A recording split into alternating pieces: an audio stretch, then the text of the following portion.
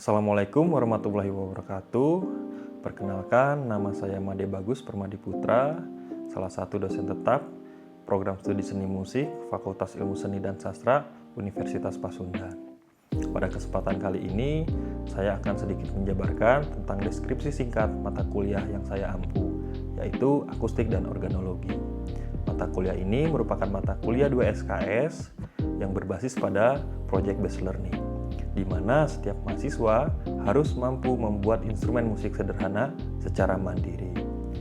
Pada mata kuliah akustik dan organologi ini membahas tentang hal-hal dasar ilmu akustik dan organologi instrumen serta penerapannya pada teknologi modern. Adapun materinya berupa dasar-dasar teori dan sifat bunyi, dasar-dasar psikoakustik serta sinyal processing, organologi, dan klasifikasi instrumen musik. Adapun capaian pembelajaran mata kuliah ini yang diturunkan dalam sub CPMK meliputi 1. Mahasiswa mampu menjelaskan proses terjadinya bunyi. Yang kedua, mampu menggunakan dan mengalibrasi bunyi dengan menggunakan berbagai macam alat pengukur gelombang bunyi dan digital audio workstation atau yang kita kenal dengan istilah DAW. Yang ketiga, mampu menentukan dan mendesain tata ruang akustik baik secara indoor maupun outdoor. Yang keempat, mampu menjelaskan persepsi bunyi baik secara auditory maupun secara filosofi. Yang kelima, mampu mengidentifikasi organologi dan klasifikasi instrumen musik. Yang keenam, mampu menjelaskan produksi bunyi pada instrumen musik. Dan yang terakhir, mahasiswa mampu mendesain dan membuat instrumen musik sederhana secara mandiri. Berikut saya lampirkan video proses pembelajaran pada pertemuan ke-13 dengan materi nada dan frekuensi. Assalamualaikum warahmatullahi wabarakatuh. Oke, terima kasih teman-teman sudah hadir di pertemuan ke-13 mata kuliah akustik dan organologi. Pada pertemuan kali ini kita akan membahas nada dan frekuensi dari perspektif sejarah yang akan dihubungkan dengan teknologi modern. Baik, selanjutnya kita ke pendahuluan. Di sini, musik telah menjadi bagian penting dalam kehidupan manusia sejak ribuan tahun yang lalu. Nah, di sini kita telah tahu ya bahwa musik ini sudah menjadi aspek terpenting dalam sebuah kehidupan, baik dari segi ritual, kemudian ke ranah yang profan, ke kesenian, hiburan, dan yang lain-lain. Nah, kemudian dari sinilah muncul beberapa penemuan-penemuan. Salah satu penemuannya adalah teori nada dan frekuensi yang ditemukan oleh tokoh-tokoh seperti Pythagoras, Boethius, dan yang lain-lain.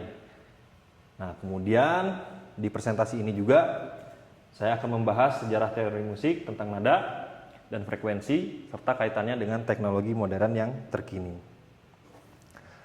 Oke, kita awali dengan sejarah teori nada. Nah, teori nada atau nada ini berdasarkan literatur yang didapatkan paling tua ini ditemukan oleh Terpenter pada tahun 1100 sebelum Masehi dengan mengembangkan sistem tetrakord 4 nada.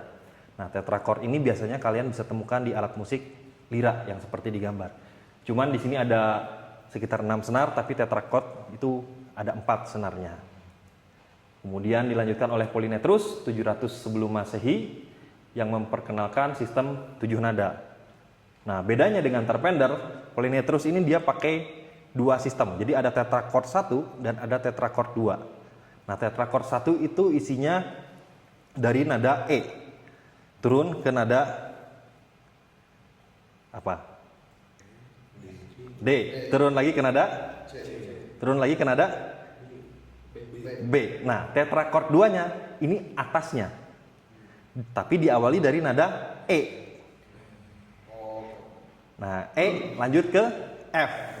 Lanjut ke G dan lanjut ke A. Nah, dia pakai sistem 7 nada walaupun senarnya 8 gitu. Jadi ada dua tetrakord. Nah, tapi masing-masing punya nada yang berbeda-beda. Nah, hal ini kemudian dilanjutkan oleh Pythagoras yang menemukan rasio perbandingan frekuensi nada yang sekarang kita kenal dengan istilah tangga nada diatonis. Nah, awalnya Pythagoras ini lagi jalan-jalan di sebuah pasar. Kemudian dia melihat ada sebuah pandai besi, di mana pandai besi itu lagi menempa besinya dengan palu yang berbeda-beda.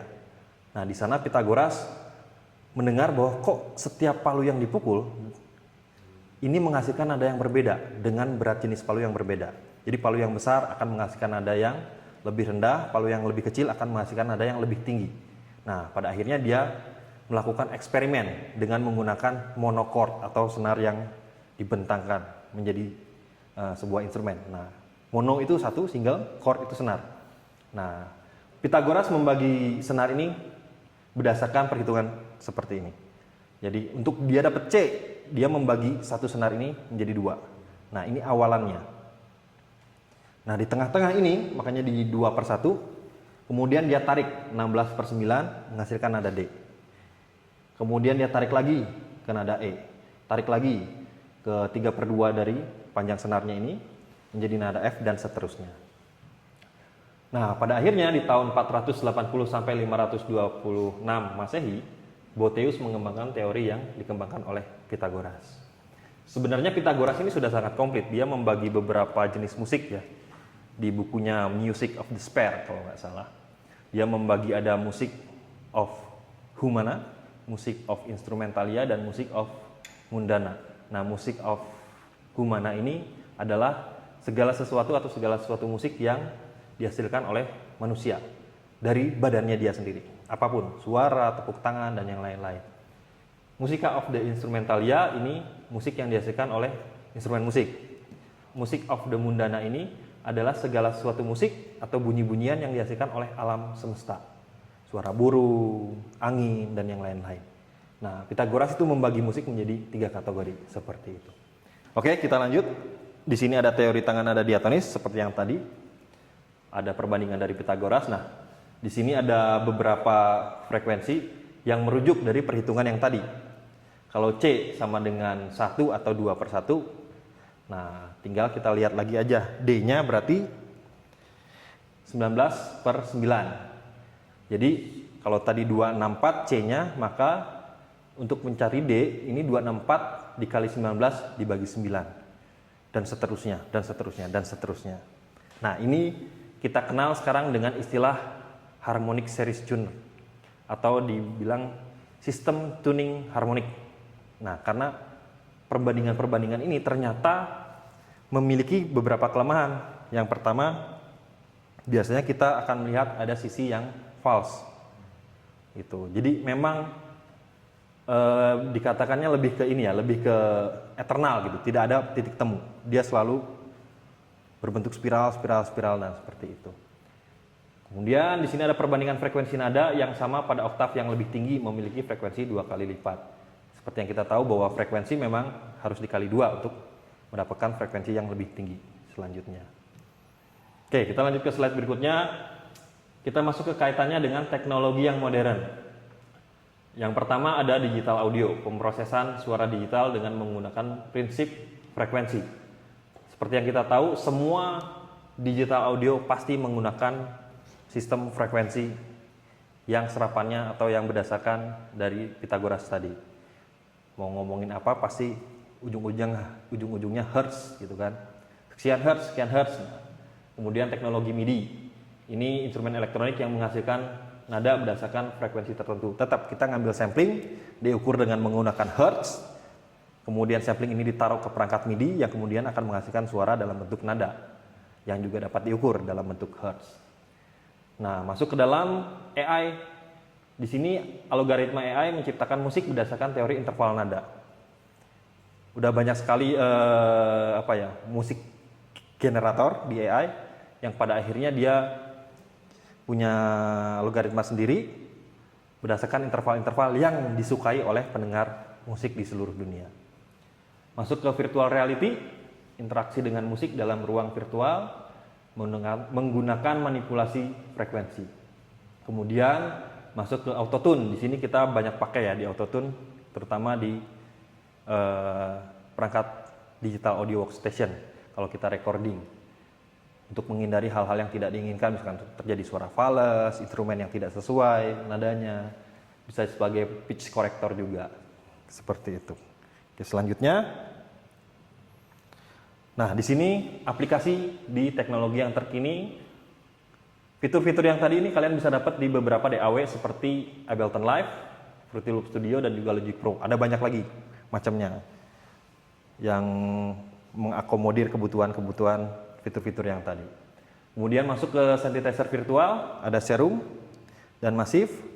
Masuk ke AI Composer atau AI Generator, ada Google Magenta, ada OpenAI, ada Muse Music atau Muse.net. Kemudian masuk ke streaming music, Spotify, Apple Music, dan yang lain-lain lagi. Seperti itu teman-teman. Apakah ada yang ditanyakan dari yang tadi? Silakan. Oke, silakan. Ada yang mau bertanya? Saya Pak. Ya, silakan. Pak, itu gimana teori Pitagoras kalau diaplikasikan lewat autotune itu? Oke, kalau teori Pitagoras diaplikasikan dengan autotune yang tadi ya. Iya. Nah, yang pertama, autotune ini kan tujuannya untuk mengkoreksi nada ya.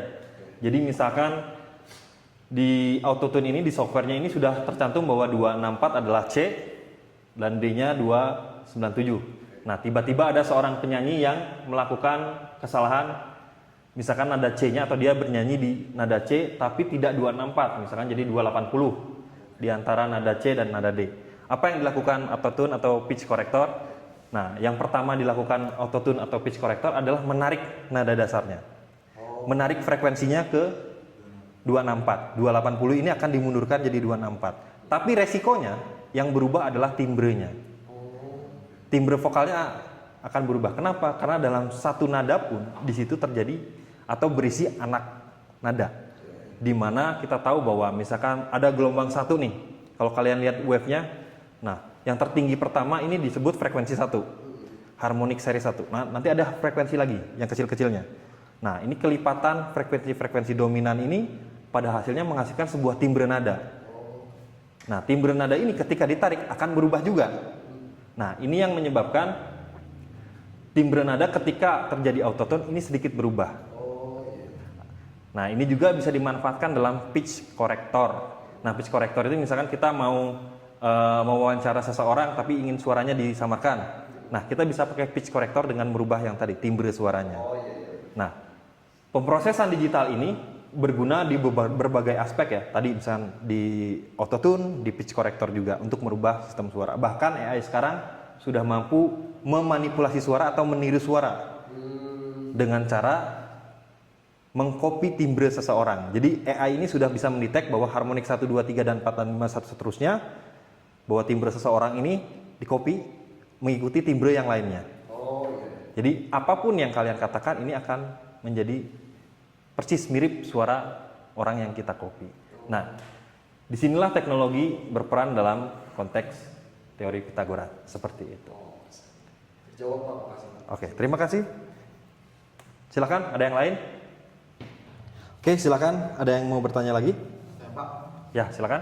bagaimana Pak AI dapat menciptakan musik berdasarkan teori interval nada? Oke, terima kasih. Oke, AI yang sekarang kita sedang hadapi ya, ini banyak banget, ada Muse, ada Mureka, dan yang lain-lain. Ini ternyata mempunyai algoritma sendiri tentang musik.